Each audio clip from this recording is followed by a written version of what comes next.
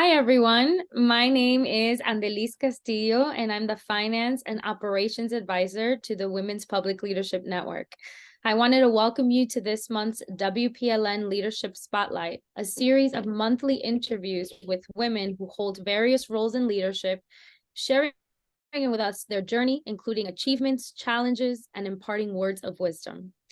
Today is a special treat for me because I have the distinct privilege and pleasure to interview a trailblazer during Women's History Month, Congresswoman Ileana Ros-Lehtinen.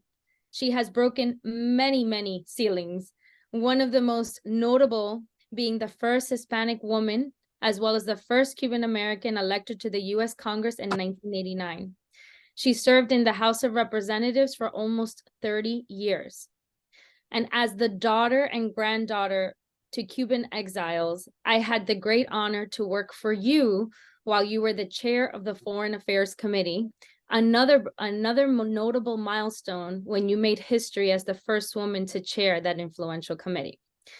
So, Congresswoman, thank you so much for taking the time in your busy schedule to speak with us today.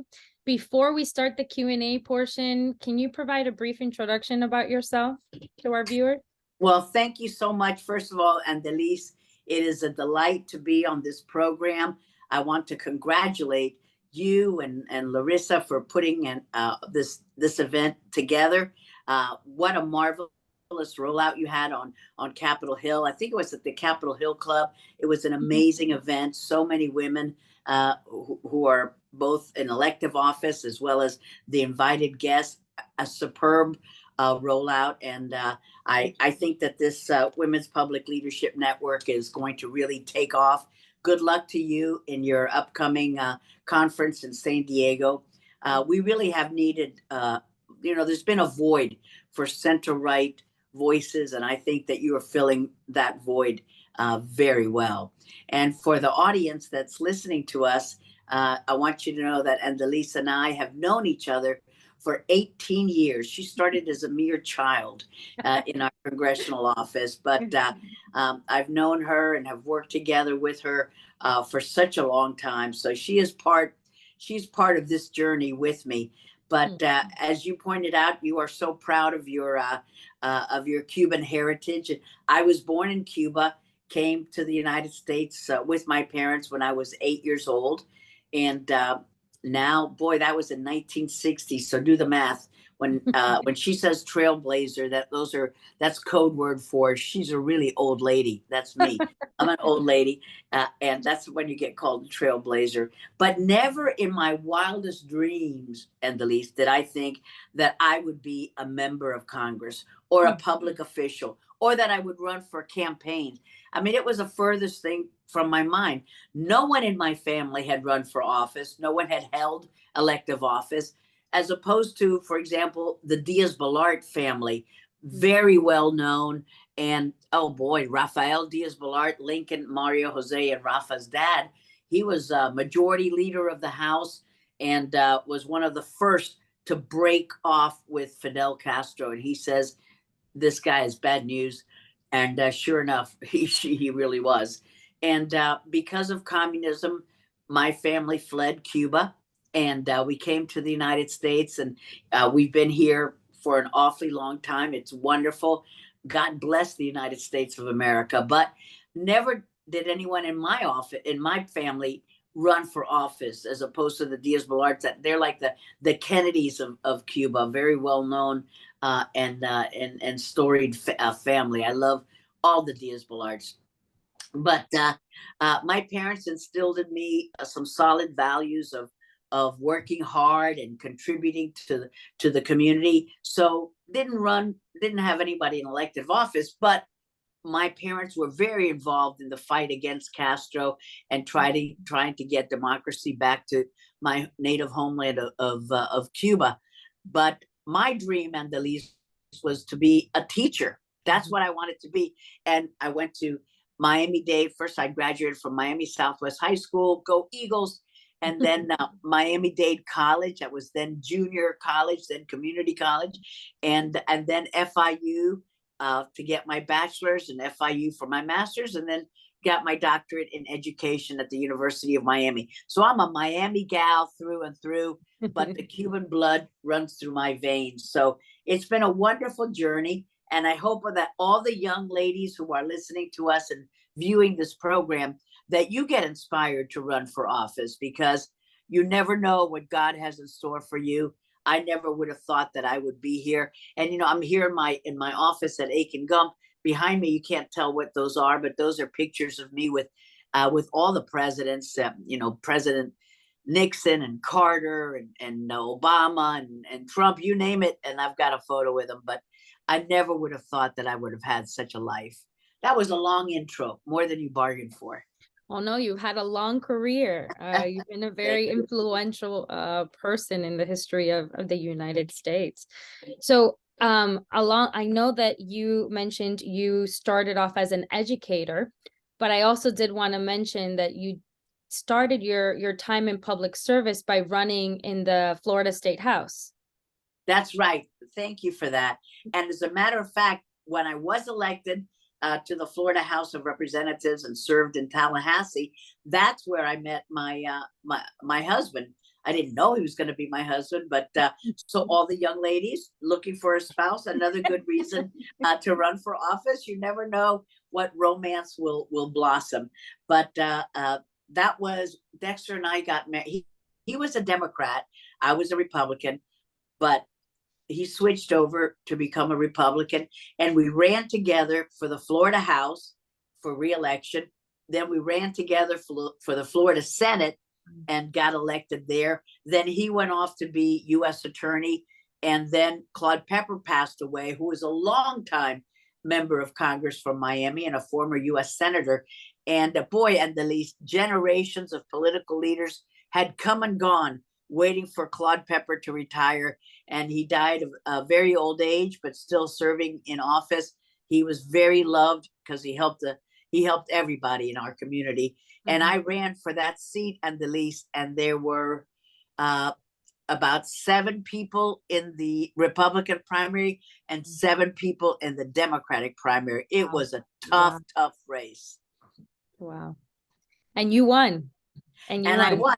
But you know, my opponent, I don't even want to say his name, but he had a very racist campaign. Listen to what his slogan was for my first congressional seat, my first congressional campaign. His slogan was, "This is an American seat." Oh, what did he mean by that? That I'm not American? I'm proud to have been a naturalized American. But as you know, Andeliz, a naturalized American is just as American as anybody who was born in the United States. So he ran a very ethnic, race baiting campaign, but we ignored that kind of rhetoric, and we rose above it. And the community really came together. So that was my toughest race. But for the Florida House, Dexter and I loved serving together in the Florida House in Tallahassee, and then we really loved serving together in the Florida Senate, because there were only 40 members in the Florida Senate, and we were 2 of the 40 members, so we got a lot done. We passed a lot of bills. A united voice. We did. We carried a lot of weight just by the 2 of us. But how wonderful to represent South Florida, and I've had little chunks of Dade County in every one of my seats, no matter if it was the Florida House, Florida Senate, or my many congressional districts. For example, Key Biscayne and Coral Gables, I've represented those communities in Little Havana in all of the iterations of my my public life. So South Florida lives in me, and I'm very much of a hometown gal.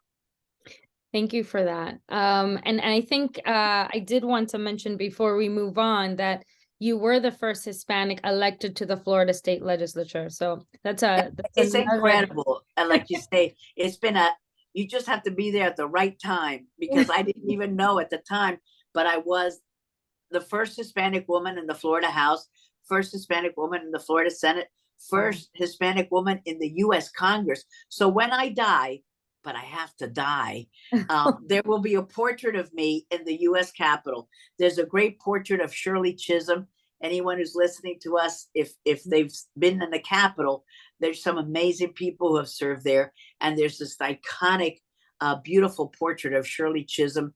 And she's going like this. She's a no-nonsense gal, ran for president. And she was the first Black woman. And so she's got a portrait. So the historian of the house said, Ileana, when you die, you will have a portrait here, but I have to die, so I think I'll wait. Well, we have a long time for that. So Yeah, I'm in no hurry to get that portrait. So WPLN, we want more diverse voices at decision-making tables. And so as we've talked about, you broke the glass ceiling for Hispanic women in various posts, but notably in Congress. So I know you talked a little bit about your election in 1989 and that campaign. Were there any other barriers that you experienced as you started down your path to public service? Yes, Andeliz, that's an excellent question, especially for the young ladies who are listening and viewing us today. I think fundraising remains a very tough barrier for many young women who want to run for office, because congressional campaigns now are so costly, and sometimes people think, oh, you have to be rich to run. You don't. Uh, every one of my campaigns was a very grassroots campaign. My very first race for Florida House was grassroots. I was not supposed to win because I was up against some really experienced politicians. One was a county commissioner still at that time, and I beat him to become the new state representative. So and being a Republican and being a Hispanic during a time when Republicans were not too, there weren't too many of us in Dade County. This was before you were born. But once upon a time, Hispanics were a minority and Republicans an even greater minority. But we did door to door, and yes, we raised money, but it was a grassroots campaign. So I would say to the young ladies who are listening and viewing us, don't be intimidated by how much it costs to run a race. You can do it, and just start going door to door, and have a great platform. Know why you're running. Why do you want to run? Is it you want to improve the environment, the educational system? There's so many social services that our community needs. Are you there because of foreign affairs? There are many wonderful reasons, but the best reason is that you have what Jeb Bush called a servant's heart, that you want to serve the people. You're not there for ego. You're not there for publicity. You're there to serve the people. And if you have that compass, you will always be doing the right thing for the right reasons. Thank you. Thank you for that message. So at WPLN, we are working to build a network of support for women leaders, especially for those on the right. So did any women help you on your journey? And if so, what made them your mentors? Well, for me, my parents were my role models. And I know that may sound corny, but that is just so true. My mother and my father, they gave up everything that they had in Cuba to come. They were in their early 30s, and they didn't know the language.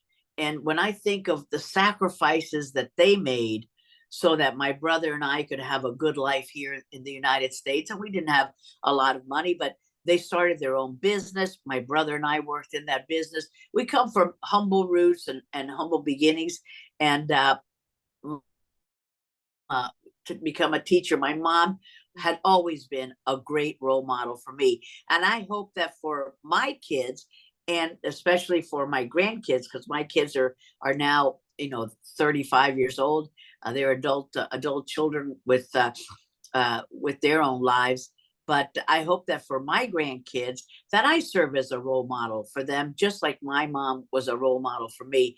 And maybe people who are listening to us, young ladies who are listening to us, maybe you don't have a mom or you don't have somebody in your family who's that role model, but maybe it'll be a teacher, maybe it'll be a counselor or an athletic coach, or if you're into sports, find someone who you think has the right values for you, who can provide that moral center and that compass to lead you and to be a good example. That doesn't mean they're going to be perfect. Perfect, only God. Nobody's perfect. We all have flaws. Some of them are visible and some of them are not. But we're not perfect human beings, but we should try and strive to be that. So my mom was my role model. She was a homemaker in Cuba. And when we came to the United States, my mom took two buses to go from Little Havana, where we lived, to Miami Beach. And she worked in the kitchen of a Miami Beach hotel. That's now a condominium. It was called the Seville Hotel. And she worked in putting desserts in the trays for the snowbirds to come down, and she loved the work, and thank goodness we had enough food to eat, because they would have leftover food, and she was able for all the employees to take it home, so we had great desserts. And but what a great role model. It never was bitter. Neither was my father. And they started their own business, Ross Freight Forwarding, and they were just amazing. They passed away many years ago, but I still think of them and think of what a great value system they passed on to me, and I hope that my grandkids see me in that way as well. I'm sure they do. What challenges would you say? And I know we talked about some barriers, but what are some of maybe those additional challenges do you think specifically exist for women that identify as center right when they seek to be leaders in today's environment? And I also wanted to add, how about women who are center right also in the foreign policy space? Great question. Well, first of all, I think that women sometimes hold ourselves back. The imposter syndrome. We think, I don't deserve this, or I'm not ready for this. I know that even though I had already served a few years in the state legislature, 7 years in the House and Senate combined, when Claude Pepper passed away, I said to my family, I don't think I'm ready. I need a year to study the issues and to become fully versed in foreign affairs, because that's what I want to do in Congress. And my family had to tell me, you're ready. Don't wait for that perfect moment. And I think for women, studies have shown that women tend to hold themselves back. A male will apply for a job, and let's say there's 10 requirements, and maybe that male only meets 4 requirements of that job. And he says, oh yeah, I got 4 of those traits, I can apply for it. A woman will look at those requirements and say, oh no, I can't apply for that job. I only meet 4 requirements of the 10. So studies have shown that women tend to think that we're not quite ready. We're not really prepared. We know we just can't get that job. We shouldn't ask for the promotion. We shouldn't ask for a raise. So I say that's a little harder too for women in the center right space. We tend to think that those jobs are for males, or we're not quite ready. But you're ready. You're as perfect as you're going to be. You can't wait for that perfect moment. When is the perfect time to get married or to find a partner? When is the perfect time to have a child? There's never going to be a perfect time for anything, and you just go for it and make the best of it. And we're just hesitant sometimes. We hold ourselves back. And I think if you're a conservative woman, you hold yourself back perhaps a little bit more. You have this sense of what a traditional woman's role would be. And that's nonsense. A woman's role is whatever you make it to be. There are women doing everything now. It wasn't that way, even 30 years ago. So a lot has changed. And I know the young ladies who are watching this and listening to us, they know that. But do they feel it in their heart? Are they ready to make that jump? And I want to tell them you can do it, and you can make your dream come true. And I tell you, I had a lot of fun in public office. It's not all drudgery and you think it's going to be dry and boring. It's a lot of fun as well.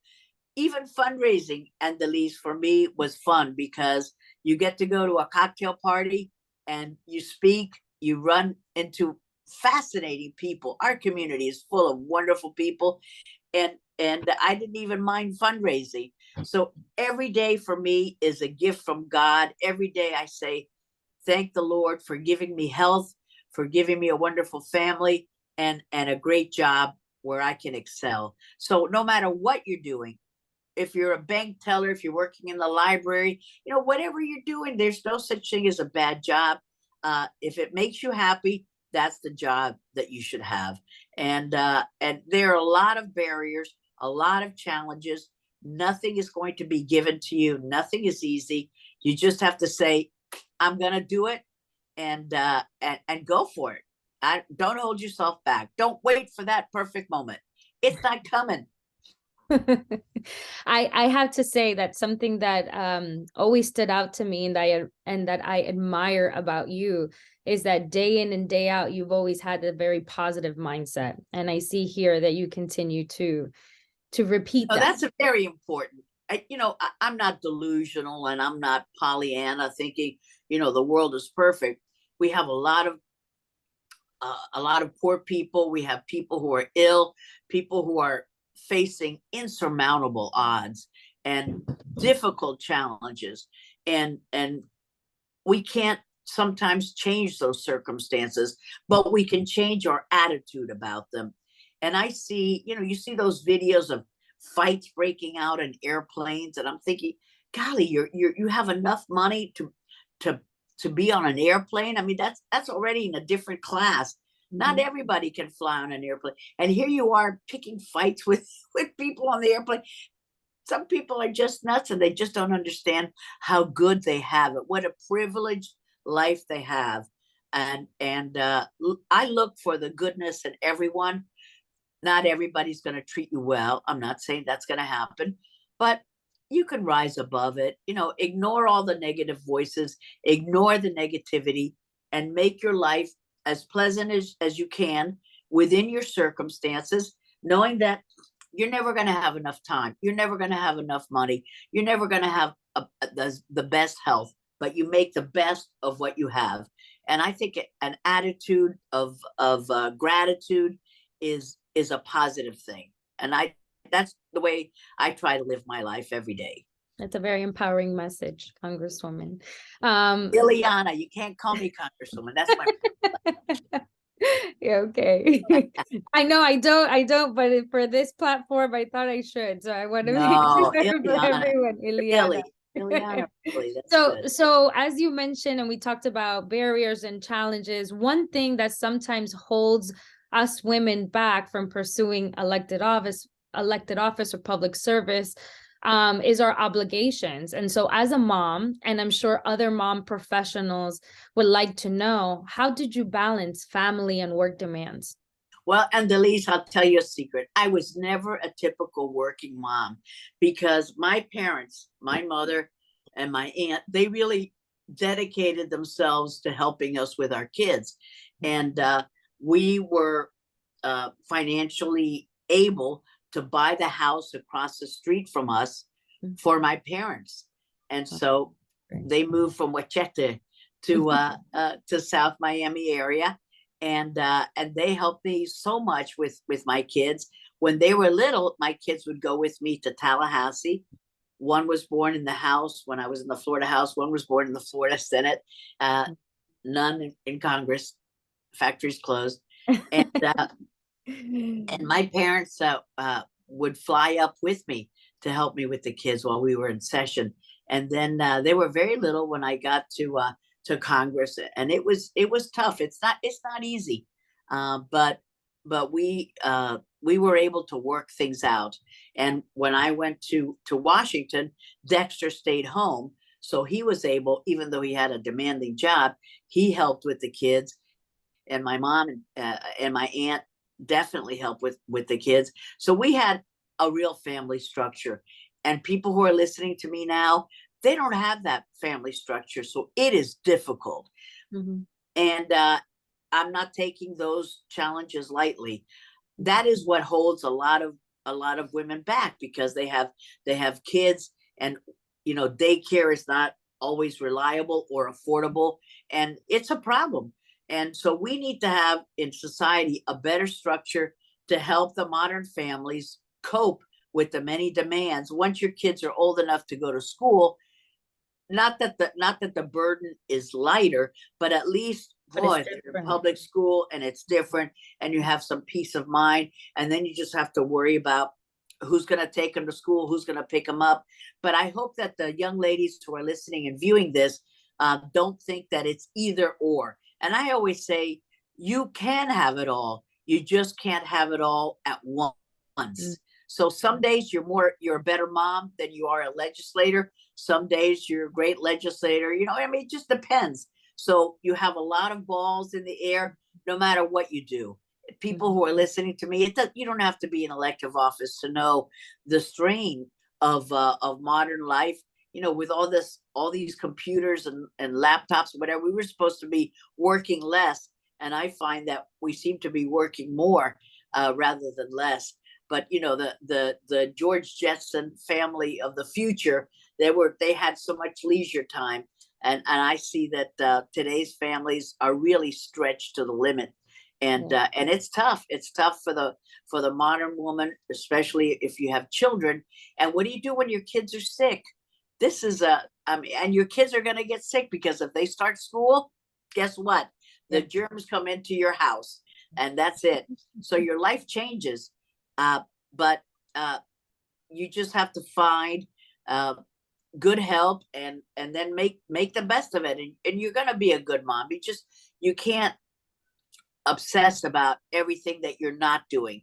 Think about everything that you're doing right, and you'll find that you're doing a lot right, more right than you are doing wrong. You can't be a perfect mom and a perfect legislator. You try to balance it all, and like I say, you can have it all. You just can't have it all at one time. I should definitely reach out to you more when I'm having those tough mom days, but I know, and they but I'm happen. gonna Oh listen my to this gosh. over and over. Well, I have Dexter and I have 9 grandkids, Wow. 6 from just one set, six from one set, and then 3 from the other. And those are a lot of kids. And so Dexter is at home now in Miami. I'm in DC, but he does a lot of he's retired from his law work, and he shuffles the kids around to soccer practice and volleyball practice and you name it, choir, and after school. There's a lot going on. Today's families are overextended, and it's tough, but you'll get by little by little. So I know we're coming up towards the end of our time. So I have just a couple more questions. What are you looking to do in the next phase of your leadership journey? And what experience are you hoping to have or expertise you'd like to get? Those are great questions. Even though I'm an older lady, I never stopped growing and I never stopped learning. When I retired from Congress, Dexter and I taught a few classes for like 4 or 5 semesters at the University of Miami, Congress and Foreign Policy. And then we taught at FIU, the same sort of course at the Adam Smith Center for Freedom and Economic I think for business and economic freedom, something like the Adam Smith Center is amazing. Carlos Diaz Rosillo runs it. It's great at FIU. And so we enjoyed teaching, and I'll have this job for a few more years. And then once I retire from here, my second retirement, then I hope that Dexter and I can teach together again, even though I was doing it while I was doing this job. But it's quite, I have a very demanding job here at Aiken Gump, but I love to teach, and that's always been my dream. So maybe that's what's next in my journey. But there's always a challenge tomorrow, and you never know what life is going to throw at you, and you never know how you're going to deal with it. I hope that I remain healthy, and Dexter remains healthy, and our grandkids are healthy, and that's a blessing. From the most important thing, to have your health. You're so young, you don't value health, but when you're older, you say, oh my gosh, You wake up in the morning, I'm still alive. Thank you, God. Another day to do good work. Well, I wanted to wrap things up with, and thank you so much again for everything you have shared. Andeliz.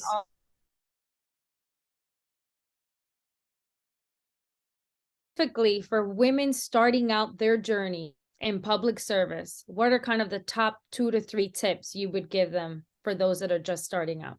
Well, that's a good question. So I will say top 3 tips. I would say have a positive attitude. Doesn't mean that you need to put on rose-colored glasses and don't see the problems, but take that big problem and the big project that you have and break it down in parts. And number 2, it's always the right time to do the right thing. Don't think of the opportunities that have gone by. Oh, I should have done that and I should have done this. No, so you didn't do it then, but do it now. Do this next best thing that you can right now. So take a big project, put it down into chunks that you can realize and make good on them. Have a positive attitude and ask others to help you. You know, Andeliz, in your life, every time that somebody has asked you for help, you think, wow, I'm glad that this person thinks that I can add something of value to their life. People want to be asked to help. They really do. So don't think that you have to do this project all by yourself. Get someone to help you. For me, one of the big things that will remain a challenge for me is the fight for a free Cuba. And I thank all the center right women who have been helping me along, and I know that that's something that the Women's Public Leadership Network is very interested in as well.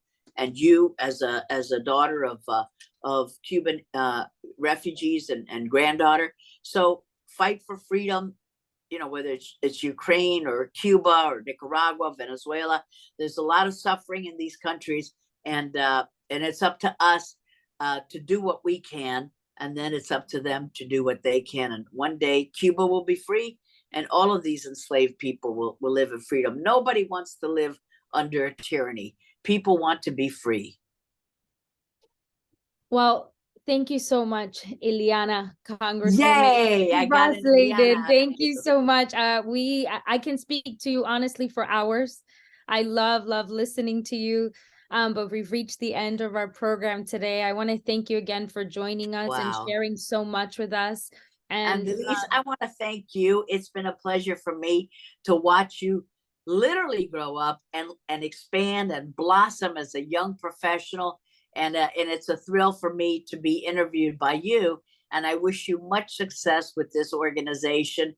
And hope that all of your events go as well as the incredible rollout that you had on Capitol Hill just last year. So I wish you every success, and to everyone in your organization.